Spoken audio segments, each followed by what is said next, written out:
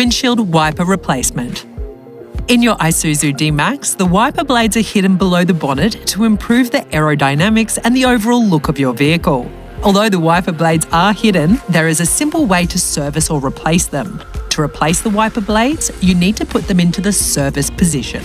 This is done by turning off your D-Max, then within 1 minute, pulling the window wiper stick towards you until the wiper blade moves up and stays in the service mode. To remove the wiper blades, raise the arms off the windshield. Press the wiper blade's lock button and slide the blade up and out of the arm. To install the wiper blades, slide downwards into the notch until you hear a click. Make sure to return the wiper blade back to the windshield to prevent possible damage.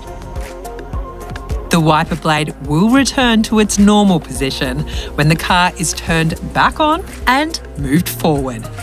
Thank you for watching, and be sure to go your own way in the Isuzu D-Max.